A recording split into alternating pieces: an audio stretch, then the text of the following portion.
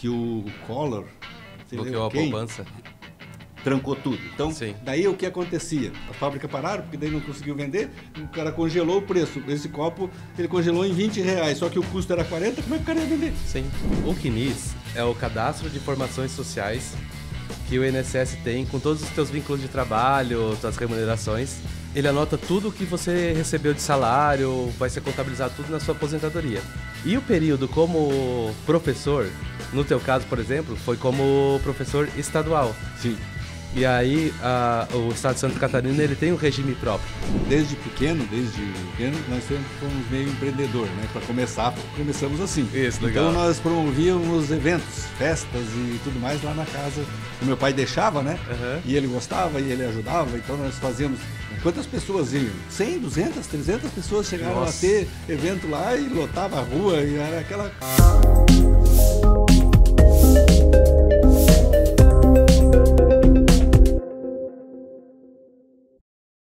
Olá, seja bem-vindo a mais um Prevcast.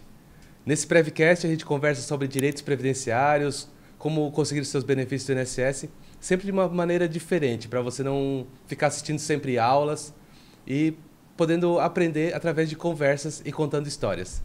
E hoje esse episódio é especial porque o convidado aqui é o meu pai, Ildefonso Roberto Santos, que vai contar um pouco da história dele e nós vamos falar como é que foi a aposentadoria dele. Bom dia, pai. Bom dia, tudo bom, Carlos? Tudo certo. Vamos contar um pouco da tua história hoje? Primeiro se apresenta aí, o que tu faz atualmente? Bom, atualmente eu trabalho home office, tenho uma empresa de comércio, né? Uhum. Eu compro e revendo equipamentos automotivos e faço isso 100% online, né? Temos um estoque, mas a grande maioria do que a gente faz é terceirizado. Sim. E a gente faz a triangulação, né? Nós encontramos o cliente, né? E esse cliente, ou o cliente nos encontra, né? E dentro do nosso portfólio de produtos, ele identifica o que ele deseja, né? Sim. Eu tenho lá os preços e tudo, negocio com ele, entro em contato com o fornecedor, nós fabricamos, ou se já estiver pronto, e enviamos direto para o cliente. Tá? Show. É isso que a gente faz hoje lá, basicamente, usando 100% internet. Legal. Sempre teve meio relacionado à tecnologia, né? Nós vamos contar um pouco mais dessa história. Vamos começar do começo. Como é que foi o teu primeiro emprego, assim, com qual é a idade que tu começou a trabalhar? Como é que surgiu a oportunidade? Na realidade, desde pequeno, nós sempre fomos meio empreendedor, né? Para começar, começamos assim. Isso, legal. Então nós promovíamos eventos, festas e tudo mais lá na casa. O meu pai deixava, né? Uhum. E ele gostava e ele ajudava. Então nós chegamos a montar lá tinha uma casinha atrás, montamos uma discoteca. E fazíamos todo final de semana umas festas lá, né? Que legal. Cobrávamos ingresso, vendia bebida, que a bebida era laranjinha, né? Sim. Aquelas laranjinhas Max William, né? E chicletes, esse tipo de coisa, porque era tudo gurizada, 12, 13, 14 anos, né? Por aí. E nós promovíamos esses eventos lá, né? E a balada era na casa de vocês? Era lá na casa do meu pai lá. E aí, vamos dizer... Quantas pessoas iam? 100, 200, 300 pessoas chegaram a ter evento lá e lotava a rua e era aquela coisa arada, né? Então a gente tinha uma estrutura já de organização, quem fazia a portaria, quem fazia a coisa. Então já tinha uma estrutura de tipo de empresa, né? Você já era empreendedor, já montava o time, já botava o pessoal... Era os vizinhos lá, que na verdade era o nosso time de futebol, que eu nunca fui bom de esporte nenhum, né? Nunca ganhei nada, era sempre o último a ser escolhido, né? Ia lá no campinho, você é do meu time, você é do meu time, você é do meu time, sobrava eu. Que aí, vou ter que jogar com o Ildefonso. Aí ainda botava de goleiro, né? Então, essa era a história. Daí o time precisava de dinheiro, para camisa, para bola, para não sei o que lá, e aí a gente fazia os eventos. Que legal. Organizava isso. Isso lá em Lages, né? Isso lá em Lages, Legal. E aí o primeiro trabalho, eu comecei a trabalhar, se eu não me engano, eu fui trabalhar com o meu pai. Fui trabalhar com ele, tá? Esse foi meu primeiro emprego. Daí eu trabalhava no escritório e tinha uma empreiteira de mão de obra. E essa empreiteira de mão de obra fazia transportes internos dentro de uma fábrica de papel lá, que na época chamava-se PCC. E eu ia lá bater os conhecimentos de frete. que aquilo era tudo na datilografia. Nossa. E os documentos naquela época, tudo tinha 3, 4, 5, 6 vias e mais o carbono. Então, no inverno, no frio, assim, você dava uma dedada lá, aquilo doía o dedo, mas não marcava lá na última folha. Aí, às vezes, você tinha que fazer de novo aquele negócio. Então, dava um bocado de trabalho, né? E você era novo, não tinha experiência, né? Então, tem aquelas coisas que eles aprontavam, né? Até hoje, quando você pega um trabalho, o pessoal apronta. Então, naquela época, eles mandavam lavar carbono, né? Por nada. Tinha o papel, levantava o estagiário lá que chegava, só hoje você vai lavar os carbonos. Já levava lá, tirava toda a tinta, tipo, sei lá, né?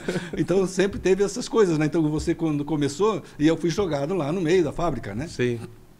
Então o meu pai não fazia expediente, né? Então eu ia de ônibus. Uhum. Porque ele, às vezes, tinha que fazer uma coisa lá em Lages, tinha que ir em outro lugar, coisa parecida. Então, e ficava 30 quilômetros de distância. Uhum. Então tinha que ir de ônibus, então você tinha que pegar o ônibus às 6 da manhã para ir trabalhar, né? Esse foi meu primeiro trabalho, tá? Vamos dizer assim que eu me lembro que eu trabalhei efetivamente. Daí teve as brincadeiras, né? Tipo aquilo, né? De vender picolé, aquelas coisas lá todas, mas aquilo foi tudo só festa, né? Sim, sim. E que idade mais ou menos tu tinha quando começou ali a trabalhar com teu pai? Eu tinha uns 17 anos, 16 anos, por aí, né? Eu acho que era isso. 16 anos. Isso. E depois tu começou a dar aula? Como é que foi essa experiência? Tá. Eu já tinha feito o terceiro ano, né? Já tinha passado no terceiro ano e estava fazendo vestibular. Sim. Né? Na época lá já tinha vestibular, né? Uhum. Isso em 1976, 77, por aí, né? Já existia. 75, 78. E aí eu fiz uma tentativa de passar, porque também só existia a Universidade Federal de Florianópolis, né? Então eu fiz uma tentativa de passar num curso lá e aí, como só tinha aquela universidade, vinha gente do Brasil inteirinho e de Santa Catarina inteira, eu não passei. Aí não tinha a segunda chance, né? Sim. Aí no ano seguinte, daí eu comecei eu estava trabalhando, né? E eu fiquei com a noite livre. Uhum. Aí um professor de matemática e física de um colégio pediu licença, tinha que fazer um curso, uma coisa, sei lá o quê, e eles precisavam de um professor de matemática e física. Sim. Aí eu nunca fui bom aluno, mas para dar aula nós damos jeito, né? Aí eu disse, vamos dar aula aí. Os caras disseram, então tá bom. E aí eu peguei aula da quinta série até a oitava e do primeiro ano até o terceiro ano, né? Então no ginásio eu dava matemática e do primeiro ao terceiro ano eu dava física. Que legal. Aula de física lá. E fui aprendendo com os alunos. Então, toda aula que eu tinha que dar uma olhada para saber qual era a aula, né? Só que às vezes eu não conseguia, chegava lá, eu tinha era sempre 2 aulas, né? Então eu tinha 2 aulas na quinta série e 2 aulas na oitava, né? No outro dia eu tinha 2 aulas no primeiro ano e 2 aulas na sexta série. Uhum. E aí era muito conteúdo, né? Uhum. Então ficava bastante confuso de você dar aula, né? E aí isso eu fiquei por uns 3 anos dando aula, tá? Trabalhando e dando aula, sempre trabalhando e dando aula. Trabalhava com o teu pai, no caso, durante o dia e ela dá aula. Isso. Que legal. Esse período está registrado aqui no teu CNIS. Deixa eu falar pro pessoal. O CNIS é o Cadastro de Informações Sociais que o INSS tem com todos os teus vínculos de trabalho, tuas remunerações. E ele anota tudo o que você recebeu de salário, vai ser contabilizado tudo na sua aposentadoria. E o período como professor, no teu caso, por exemplo, foi como professor estadual. Sim. E aí o Estado de Santa Catarina ele tem um regime próprio. Porque o INSS ele faz parte do regime geral. Ou seja, todo mundo que trabalha carteira assinada pertence ao INSS. Mas tem profissionais que têm um regime próprio de previdência. O regime seria leis próprias, né? Regime significa leis, vamos botar assim. Então, a pessoa que trabalha para o governo do estado tem leis próprias de aposentadoria, né? E daí, quando tu contribui perante um outro regime, perante uma outra legislação, vamos botar assim, tu tens que fazer uma transferência dessas contribuições, né? Foi o que a gente fez, a gente levou um tempinho e conseguimos providenciar as declarações para ti, né? Sim. Você tem que encontrar dentro das secretarias lá, né, os departamentos corretos, e eles fazem um monte de requisição, um monte de documento que eles pedem para eles te encontrarem lá. Sim. Porque nós estamos falando de uma coisa de 40 anos, né? Sim. Não tinha nem computador naquele tempo. O teu primeiro vínculo lá foi 75, dá 30 mais 20, 50 anos. 50 anos. Começou com 16 ali, É. né? 16? Como professor. Tá louco. E depois, tu ficou muito tempo lá com o teu pai? Como é que foi? Não, lá nós ficamos o quê? Mais uns 4 anos, 5 anos, né? Nesse período eu também casei, logo depois, né? Porque eu casei em 81. Uhum. Né? Então, em 81, até 81 eu trabalhei lá, né?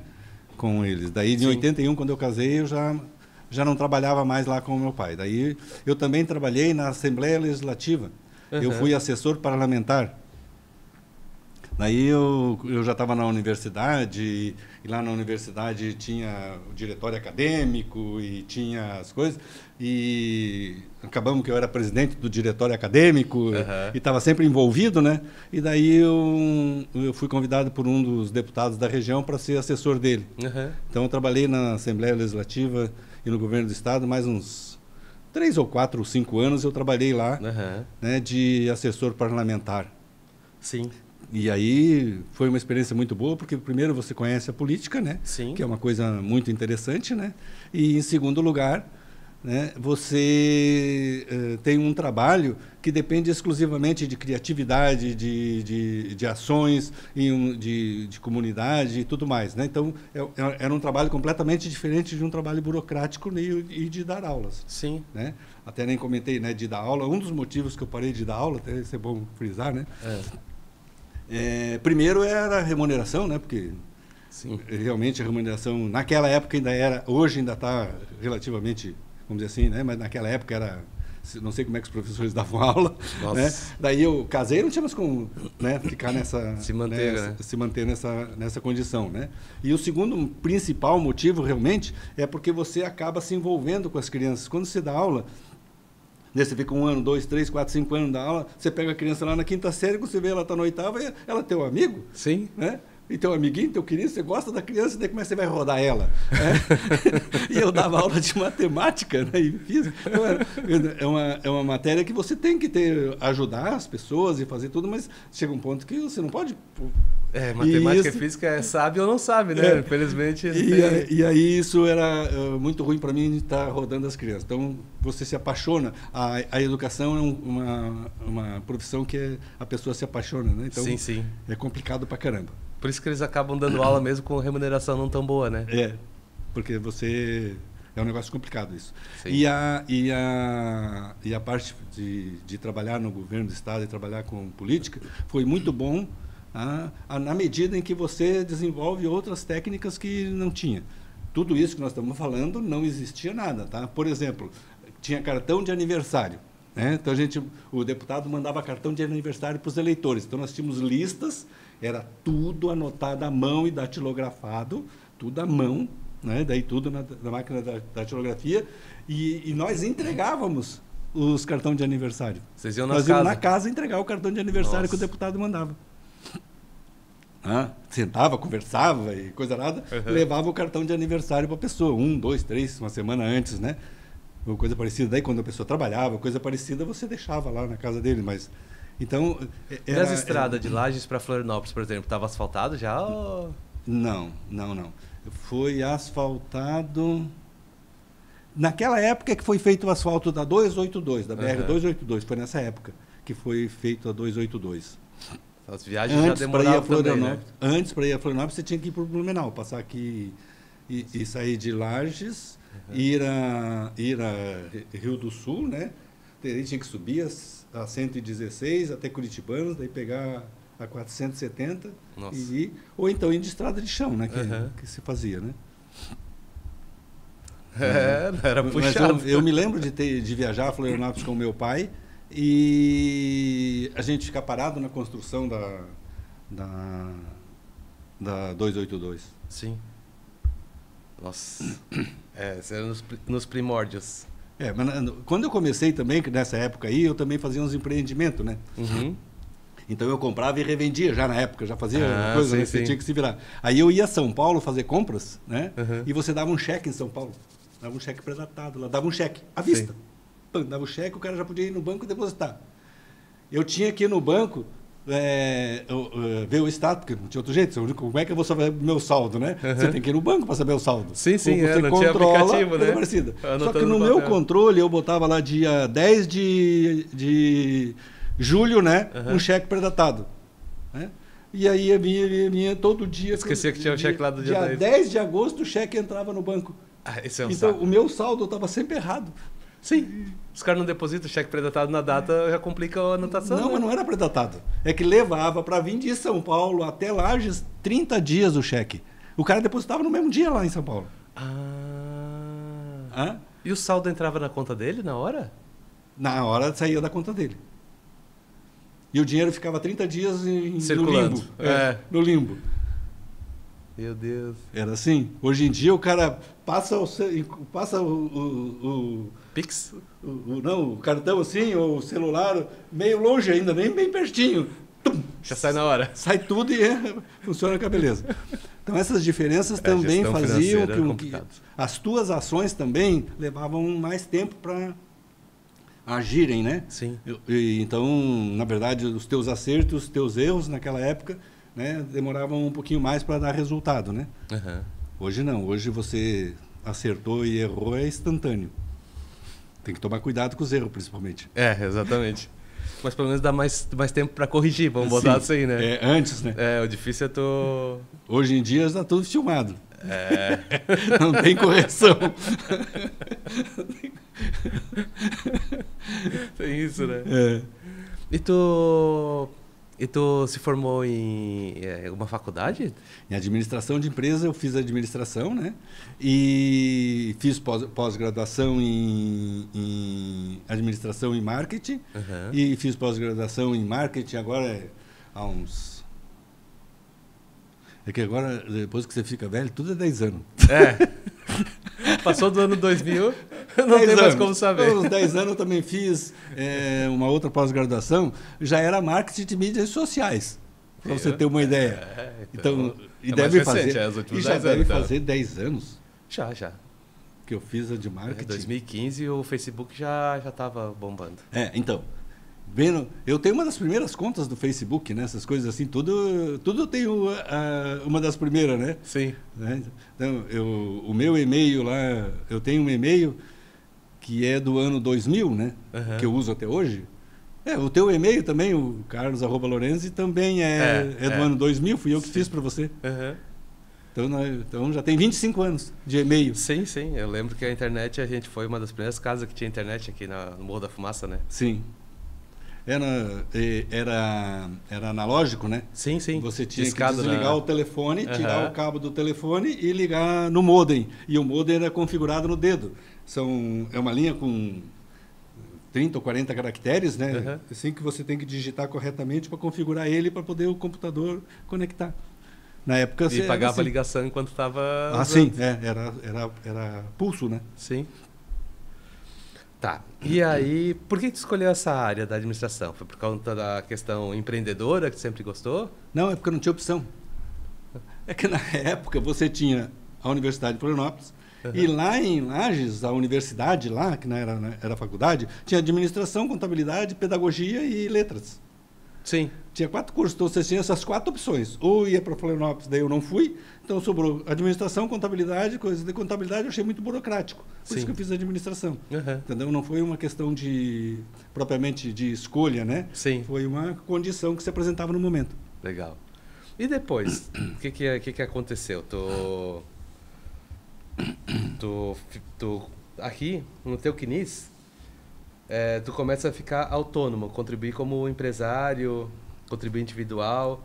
Na época, no CNIS ainda aparece como autônomo. Hoje já se chama contribuinte individual. Isso. Que é aquele que recebe renda, né, como sem ser empregado, né? E aí contribui para o INSS sobre a sua remuneração. E eu comecei a ser vendedor. Aí arrumei uns empregos de vendedor. Comecei a vender produto de atacado, né? De supermercado, né? Trabalhei algum tempo nisso aí, eu acho que uns 2 ou 3 anos. Daí, o meu sogro me convidou para nós abrir uma representação lá em Florianópolis. Ele tinha uma anodizadora de alumínio, aí ele queria botar uma venda de alumínio e de outros produtos. E ele me convidou para ir a Florianópolis. Daí nós fomos morar em Florianópolis e abrimos essa representação. Então eu continuei como vendedor, né? Mais alguns 4 ou 5 anos nós acabamos ficando lá em Florianópolis, trabalhando também dessa forma, né? Como autônomo. Mas daí lá a representação já estava no meu nome. Daí lá ocorreu que houve uma crise muito grande de alumínio e aí não tinha alumínio anodizado. O anodizado é um tratamento que é feito na superfície do alumínio. Daí o meu sogro e o meu cunhado, que os dois trabalhavam na anodizadora, né, eu trabalhava na representação comercial, que era uma outra empresa lá separada. Eles decidiram abrir uma anodizadora de alumínio. E foi bem na época que deu o congelamento, que o Collor bloqueou a poupança. Trancou tudo. Então, daí o que acontecia? As pessoas pararam de fornecer, as fábricas pararam, porque daí não conseguiu vender, o cara congelou o preço. Esse copo, ele congelou em R$20, só que o custo era 40, como é que o cara ia vender? Sim. Então começou a faltar produto no mercado. E você pagava ágil, tudo por fora.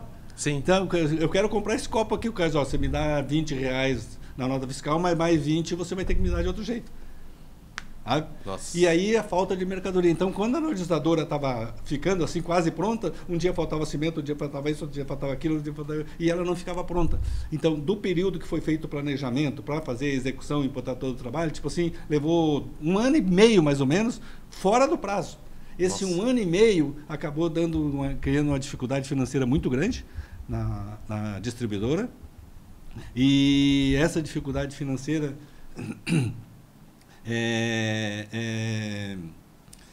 gerou uma situação bastante difícil, né? Porque ainda não tínhamos o conhecimento da anodizadora, que era a parte como fazia o trabalho, né? Sim. Tipo assim, no dia que conseguiram ligar a anodizadora, né? No outro dia chegamos lá, ela tinha derretido todos os motores. Nossa! Porque tinha ácido sulfúrico. Quando o ácido sulfúrico circulava nos motores para passar dentro da refrigeração, porque a anodização causa calor, né, com ácido sulfúrico, ele derreteu tudo.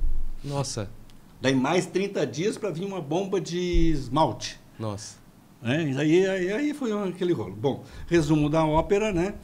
Acabou que nós ficamos numa situação lá de grande dificuldade, né?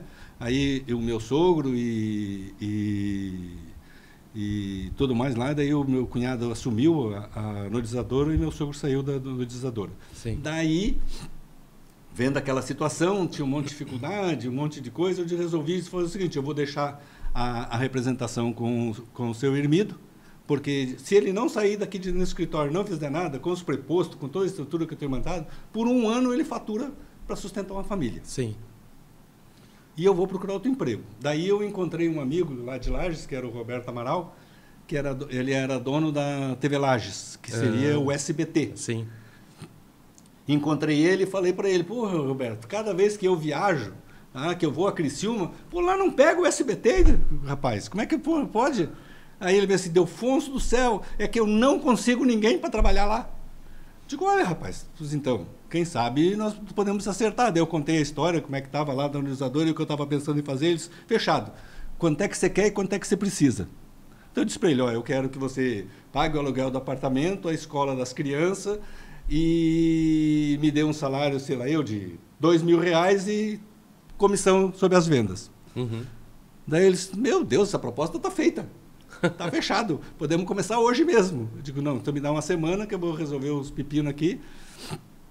Daí fui lá para Lages, eu não conhecia nada de televisão, né? Fui para Lages, daí, porque lá tem uma estrutura gigantesca, né?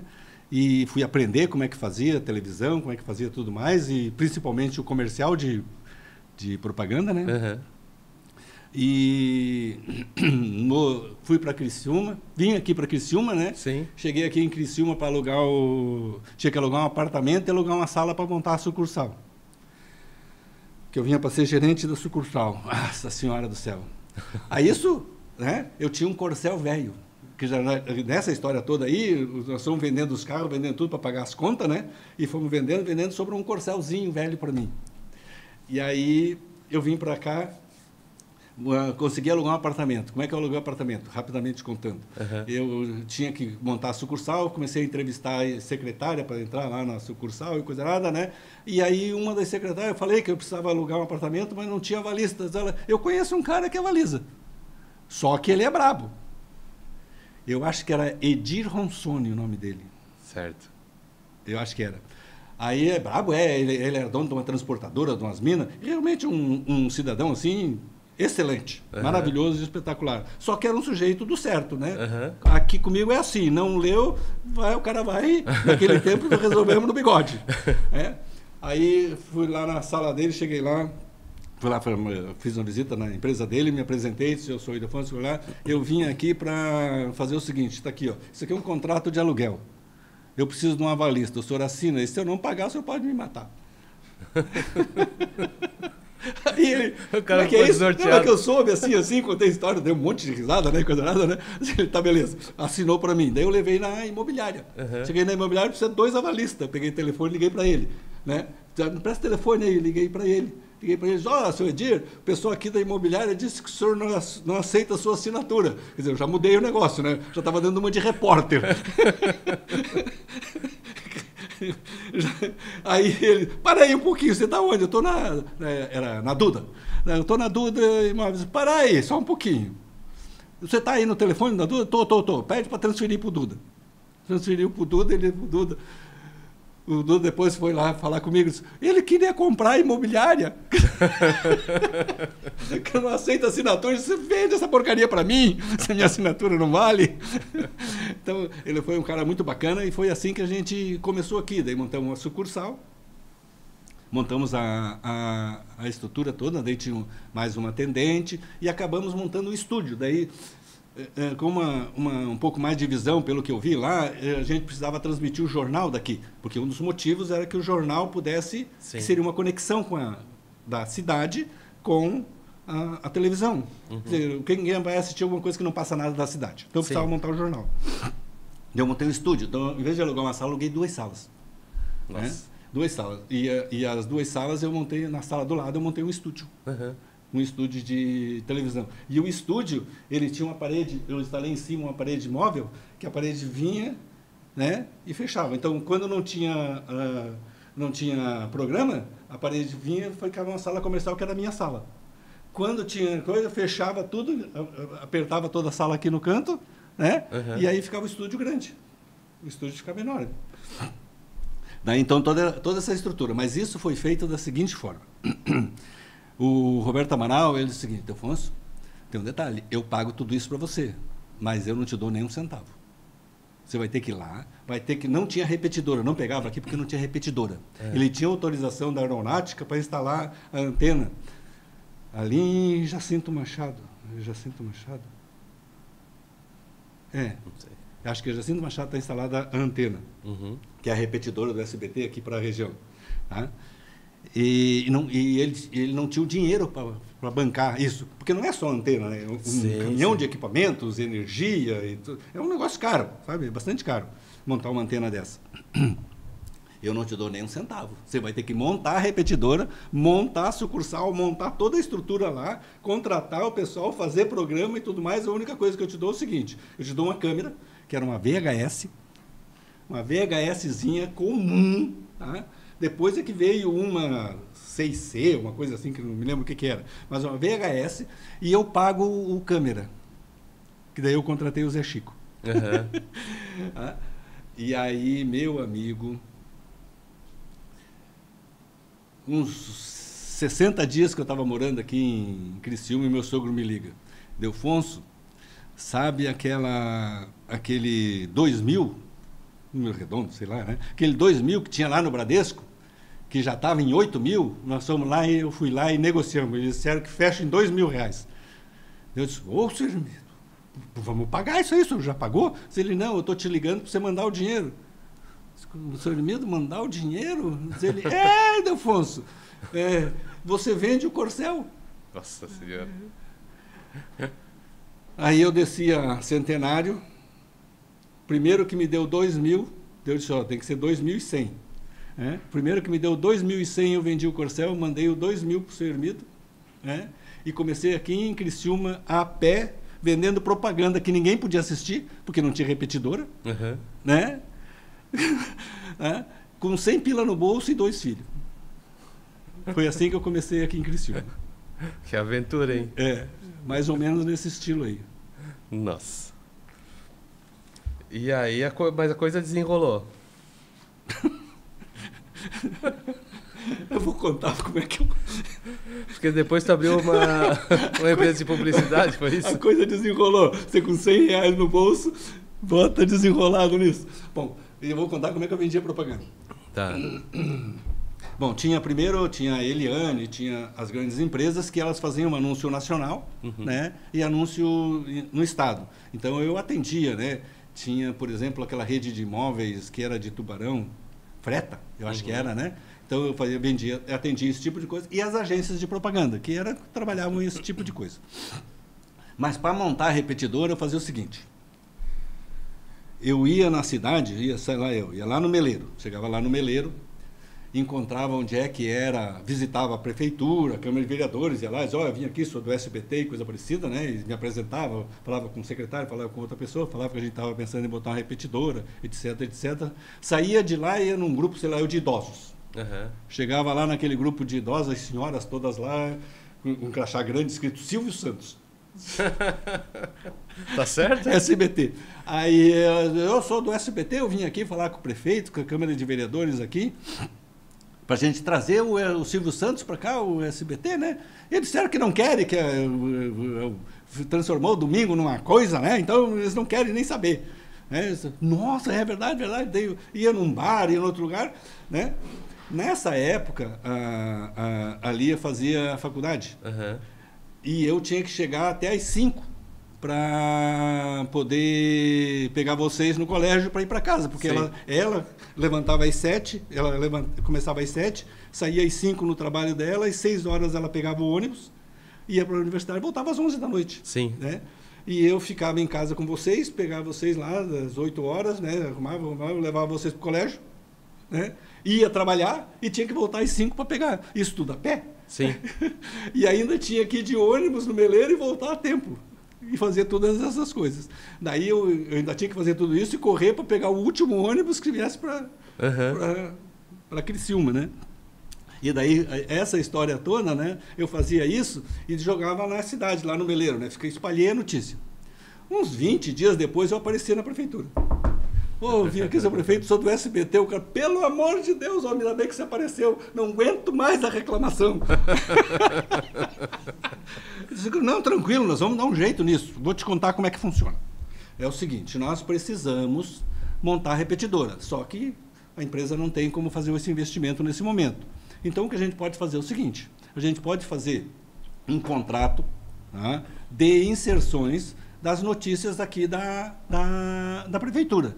E assim que a repetidora estiver funcionando, a gente vem aqui com uma equipe, grava, né, o novo asfalto, o novo isso, as obras, coisa parecida, e nós divulgamos. É isso que precisa, um contrato. Daí sempre tinha lá o secretário disso, secretário daquilo, estava todo mundo lá reunido, né? Daí eles, não, vamos aprovar isso, não tem problema nenhum. Eles aprovavam e faziam o contrato. Eles, então tá certo agora. Eu digo, não. Nós precisávamos ver lá com a Câmara de Vereadores e com os empresários também. Aí eu ia na Câmara de Vereadores e o prefeito ia comigo nos empresários para eles fecharem contratos. Né? Que é fazer as coisas. Para mim montar sucursal e montar as coisas, eu fiz tudo permuta. Eu ia na loja de imóveis, fazia um contrato desse, que ele ia esperar para quando tivesse a repetidora, e aí eu pegava os móveis, por exemplo, a mesa, eu peguei numa loja lá, o cara ficou esperando, sei lá, um ano para poder fazer a divulgação. Então foi assim que nós começamos, e daí, então, o primeiro ano eu montei a repetidora. Top. No primeiro ano. Daí quando tinha repetidora, eu comecei com programas fazia 2 programas, fazia um programa de esportes e um programa sertanejo, né? Que era com o Ângelo Moro, né? Que dizia que beleza, né? E o Nassif. O Nassif fazia um programa também lá de esporte, que a gente fazia, né? E mais o jornalismo todos os dias. E eu fiquei uns 4 anos na televisão trabalhando com isso. Eu lembro que a gente ia bastante no campo do Criciúma, né? Acho que por conta disso também. O Zé Chico era a câmera de esportes também, ele trabalhou na RCE na época, né? E depois trabalhou conosco. Daí a gente filmava os jogos, né? Sim. Daí filmava com a VHS, né? Filmava o jogo e para transmitir o jogo você alugava 200 linhas de telefone e uma linha para o áudio e 200 para a imagem. E daí você terminava o jogo, depois estava pronto, levava na TV, na Telesc, chegava lá na Telesc, eles levavam 2 horas para transmitir, daí na televisão mais 2 horas para vir. Então o jogo ao vivo era 6 horas depois. Nossa! Não, mas vamos seguir aí, senão eu vou ficar contando história. Legal. No teu Quinis aqui, consta que tu, na televisão de Lages, tu foi empregado por um tempo. Sim. E depois já foi como empresário. Aí aqui como empresário, já começou em 91. 91 foi a empresa de informática ou já foi a empresa de propaganda? Pois agora.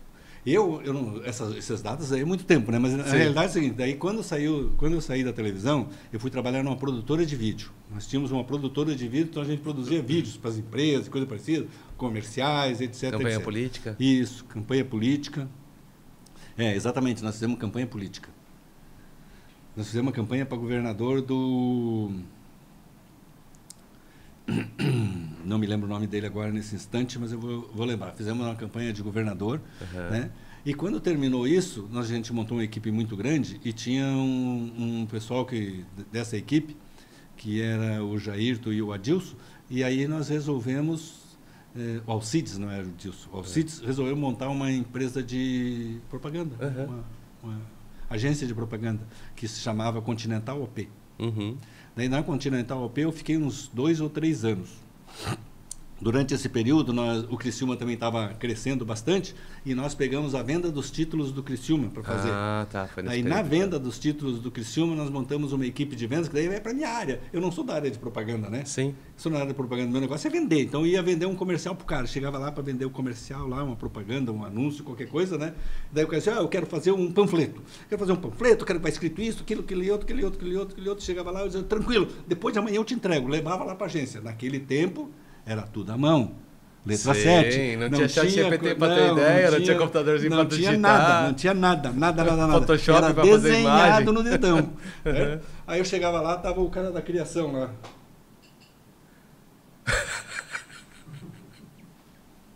O que houve? O que está acontecendo? Dizendo, eu estou criando. Falei que eu vou criar.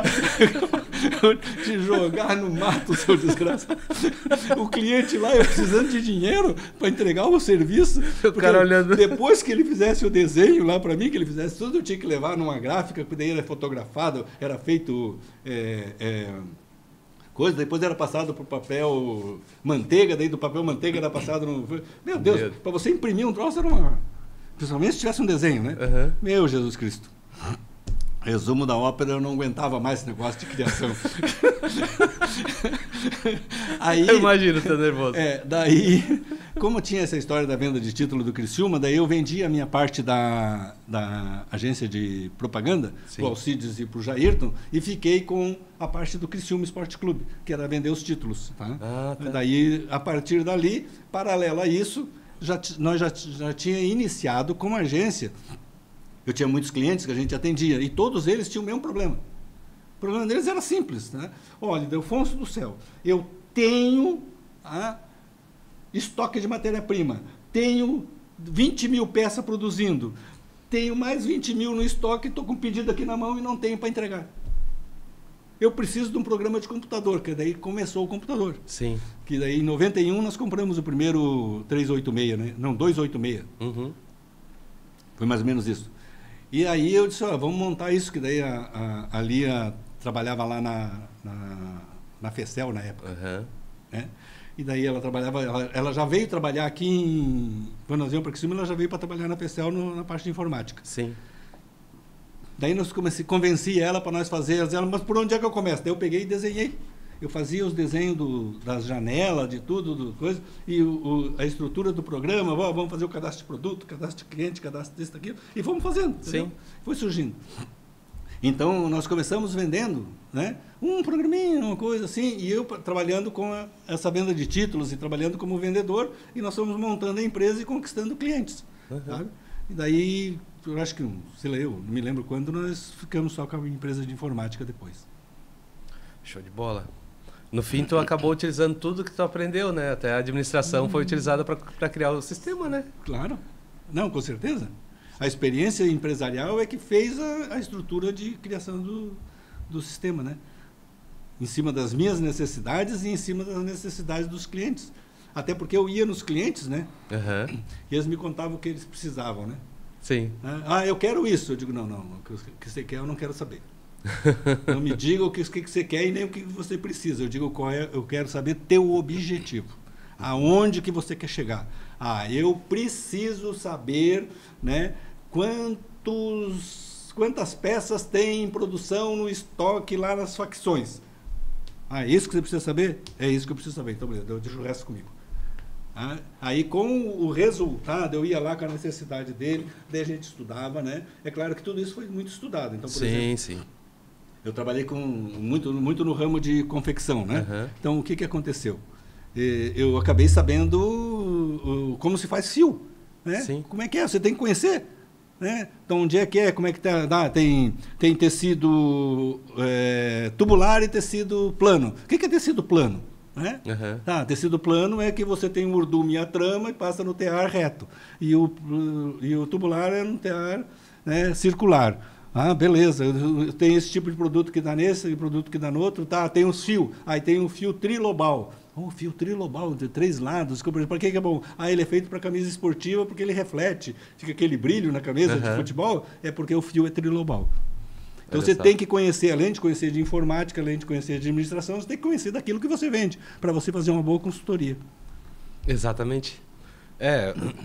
Eu creio que tu, como excelente vendedor, foi criando as demandas, né? Primeiro criou a demanda pela televisão, aí criou a demanda pelo programa do computador também, porque ao mostrar para o cliente que ele tinha essa necessidade de saber gerenciar o fluxo da produção e demonstrando que tu tinha conhecimento da produção deles, automaticamente eles se sentiam seguros de ter o software, né? Sim.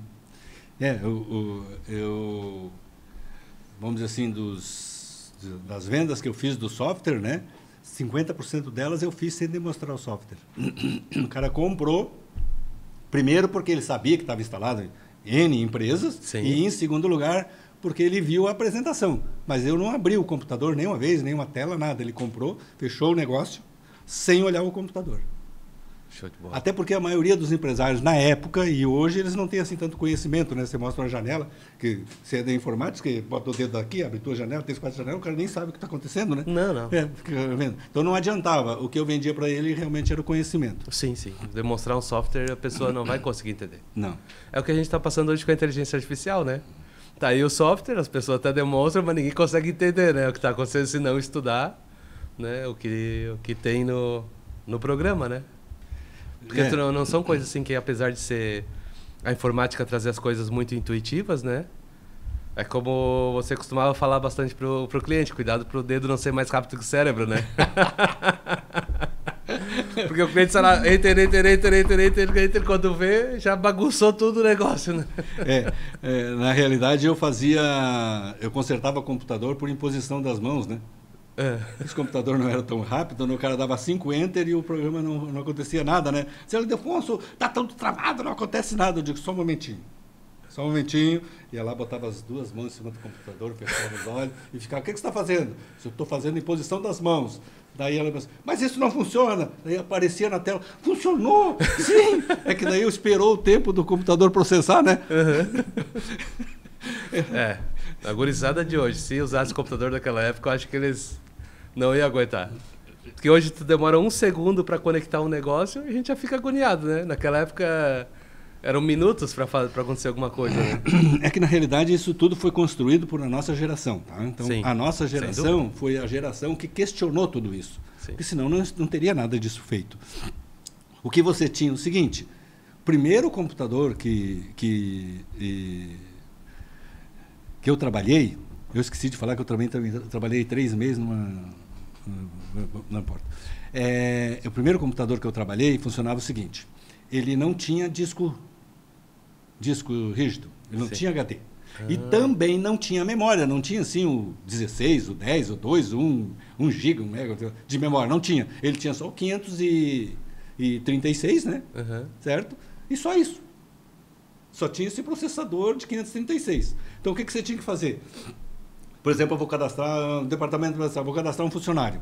Eu tinha uma caixa, uma gaveta lá, tinha só os disquete com os funcionários, cadastro de funcionários. Então, eu ia lá, pegava o disquete do programa de cadastro de funcionários, quer dizer, só um programa de cadastro, botava no computador, carregava na memória o programa, tirava o disquete, pegava o disquete, o último disquete da lista lá, pegava o último, botava lá e cadastrava o novo funcionário. Tirava o disquete e botava lá. Se eu precisasse de um relatório de todos os funcionários, eu tinha que botar todos os disquetes, só que o computador não processava. Meu Deus do céu. Tá? Então, na realidade, toda essa evolução mínima, né, que teve, tá, fez com que o que nós tínhamos na época, que era mágico, ter tudo no disquete, tudo gravado, ter tudo digitado, eu conseguia fazer relatórios e tudo mais, aquilo era mágico, espetacular, era 1 bilhão de vezes, né, menos recurso do que nós temos hoje com, se falar da inteligência artificial, daí nem falando, né? Sim. Mas do mínimo que a gente tem da nossa informática comum, do celular. Né? Nosso celular um celular, se você falar em 1980, por exemplo, 81, um celular tem mais processamento que todos os computadores que existiam em 81. Sim. Inclusive, incluindo os da NASA, que a NASA mandou lá o Voyager 1 e 2, que estão a não sei quantos bilhões de distância da Terra, foi enviado naquela época, não tinha um computador que fosse igual ao celular. Nossa. A evolução foi muito rápida da tecnologia, né? Muito rápido. Sim. Bom, já estamos nos aproximando aqui do final, né? Foi muito bom tudo que tu contou da tua história e acho que a gente conseguiu trazer bastante informação. E para finalizar, o que tu acha que tua percepção futura assim da tecnologia, vamos botar assim, já que a gente entrou nesse assunto? Da tecnologia. O que tu pensa assim que vai acontecer nos próximos anos? Não, a tecnologia não... Primeiro é importante que a gente tenha, sempre que for fazer as coisas, tem que ter análises claras do centro. O que é o centro? O centro é a vida. Né? Então, a primeira coisa que você tem que ter claro na tua cabeça, em tudo que você fizer, é a vida. Bom, a vida. Qual é o único objetivo de todo ser vivo? Perpetuar a espécie. Sim. Esse é o objetivo cromossômico. Se você pegar uma barata, se você pegar uma aranha, se você pegar um elefante, o que ele faz? Ele faz tudo para perpetuar a espécie. Sim. Essa é a primeira. Segunda, como eu dei aula de física, eu gostava muito de leis, né? Então, no universo nada se cria, tudo se transforma. Bom, nós temos 2 informações importantes, né? Nós já sabemos que tudo isso é transformação, né? E que tudo isso foi feito para perpetuar a espécie. Então, de forma, vamos assim, dando uma visão geral, o que eu vejo, assim, porque a inteligência artificial vai, destruir os seres humanos, a vida, nada disso. Tá? Pode ser que modifique, se transforme, certo? Mas a vida em si, né, ela sempre vai existir. Quando tinha a Covid, eu fazia uma analogia da Covid, né, para explicar isso. Né? Então tinha o vírus da Covid. Quando ele veio, ele era brutal. Ele vinha, pegava e matava as pessoas. Foi terrível. Sim. Muito terrível. Né? Passado algum tempo, mesmo antes das vacinas, ele começou a não ser tão letal. Ele começou a vamos dizer assim, deixar sequelas na pessoa, né? Daí eu sempre explico para eles, para as pessoas, que como é que isso aconteceu, que eles chamam de evolução, ou então vem as novas cepas, sei lá o quê. É simples, né? Os vírus da Covid fizeram uma reunião lá num congresso e disseram, pelo amor de Deus, né? Nós estamos matando o nosso hospedeiro, estamos morrendo tudo nós não podemos morrer, nós temos que continuar sobrevivendo. O que eles fizeram? Se modificaram para não matar o hospedeiro, por quê? Porque ele tinha que preservar ele, certo? E a natureza é assim. Perfeito. Então, em função de tudo isso, você tendo essa análise coerente, o que eu vejo com a tecnologia é que as pessoas vão se mudar, né? As coisas vão mudar.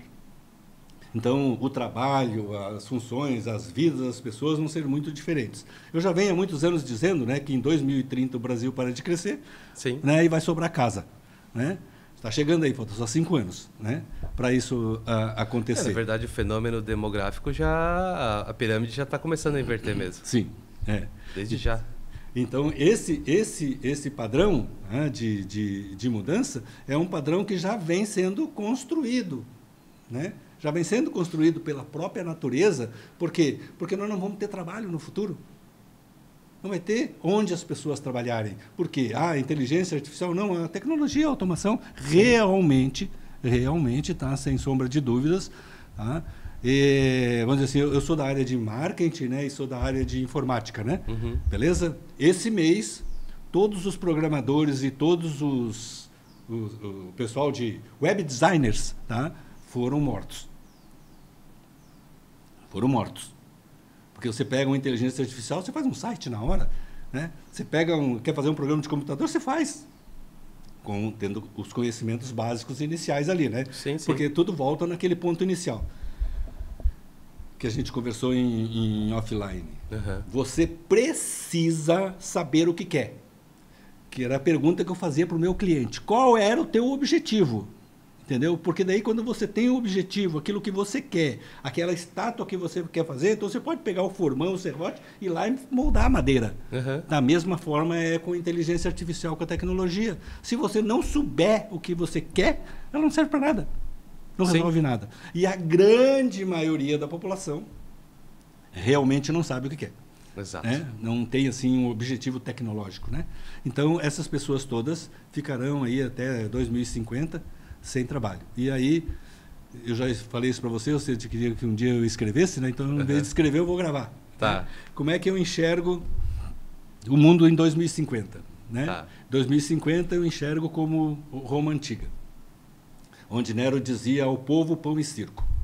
Então, eu enxergo que nós teremos 20 a 30% 20% da população trabalhando nas empresas, nas indústrias, produzindo, né, na agricultura e tudo mais, né, e 30% trabalhando para o governo e os outros 50% sendo torcedores. Então, eu imagino que nós vamos criar vários esportes, vários tipos de jogos e coisa parecida, tipo Morro da Fumaça vai ter aqui, sei lá jogar tijolo à distância. Certo? E daí vai ter torcedor, equipe de jogo de tijolo, etc, e vai ter tudo isso, e vai ter campeonato, e não sei mais o quê, e vai ter vários ginásios de esportes, então vai ter o pessoal trabalhando para vender pipoca para o outro, entendeu? E todo mundo vai se entreter com isso, e qual vai ser o objetivo da vida das pessoas? Torcer por aquele time, vencer, ou ser o campeão, etc, etc, etc. Mas o mundo como nós vemos não vai ser igual. Sim. Não vai ser igual. Então, por exemplo, a minha mãe teve um problema de saúde e ficou 15 dias no hospital. Daí eu fui para lá ficar com ela. Eu entrei no sábado à tarde e só saí no outro domingo, uma semana depois, né, de dentro do hospital. Daí, olhando lá o hospital, eu calculo que deveria ter de 8 a 10 funcionários para cada paciente. Nossa. Porque você tem que fazer as contas. Quando eu fiquei lá dentro, eu fiquei vendo, tinha o cara que fazia o conserto da manutenção da elétrica, o cara da manutenção disso, o cara daquilo, o cara da limpeza, e daí já tinha coisa, aquilo girava 24 horas, e alimentação, e limpeza, e funcionário, e blá, blá, blá. Eu calculei que pelo total, mas a administração e tudo, recepção e segurança, dava 8 funcionários. Em 2050, você vai usar um relógio, vai vir um mosquito da dengue, vai te morder, o mosquito... Pum! Ele foi mordido pelo mosquito da dengue, vamos acompanhar. Pum, já mostra lá no hospital, no teu prontuário, certo? Ah, ele não reagiu bem, vai precisar que seja feita uma intervenção. Vem uma ambulância, certo? Você deita na maca, a ambulância faz a aplicação para você e você vai embora. E tudo registradinho, a ambulância vai embora, sem ninguém dirigindo, nem o enfermeiro, nada, certo? Ah, você vai passar mal, a coisa evoluiu. A ambulância vem, te pega, te leva para o hospital, tá? Te interna, e lá no hospital vai ter um médico, tá? Caso seja necessário. E é interessante, isso que tu fala faz sentido, porque pra gente, a gente não consegue imaginar, mas eu estava vendo outros podcasts, lendo outros livros, e eles falam que a inteligência artificial ela propicia isso, porque quando tu tira o funcionário, já reduziu 80% do custo que tem uma empresa. Porque é folha de pagamento e imposto, né? Se tu não tens o funcionário, tu criou uma tecnologia, aquela tecnologia não tem salário para pagar por mês. Tu vai ter, sei lá, uma manutenção, mas bem menos do que um salário mensal de um funcionário que pode ficar doente, que pode depois se afastar. Então, o custo das coisas vai diminuir bastante, de modo que ele vai ser acessível para quase todo mundo. Então, a tecnologia vai ser muito avançada e todo mundo vai ter acesso, porque ele vai ser muito barato. Inclusive, eles estão falando numa renda básica universal, que a inteligência artificial está criando, onde todo mundo vai ter renda mesmo sem ter trabalho. Sim. Porque as coisas vão ficar muito, muito mais acessíveis do que era naquela tua época, por exemplo, quando tu começou a trabalhar, onde o cara, para ter um computador, tinha que fazer um financiamento, né? Sim. Não, o primeiro guarda-roupa que eu comprei em 32 vezes. Pois é. Meu Deus do céu, era um absurdo. E não tinha para vender, tá? Comprei na Hermes Macedo, não tinha para vender. Olha só. Mas é isso. Muito obrigado pela presença. Acho que foi muito interessante esse podcast. E quer deixar alguma mensagem final? Não. Só eu que quero agradecer, né? E foi muito divertido também. Também gostei muito. Então é isso, pessoal. Se vocês também gostaram, podem curtir aqui, clicar em gostei, compartilhar, se inscrever no canal. E continuem seguindo aqui o canal para os próximos Prevcasts. Até mais!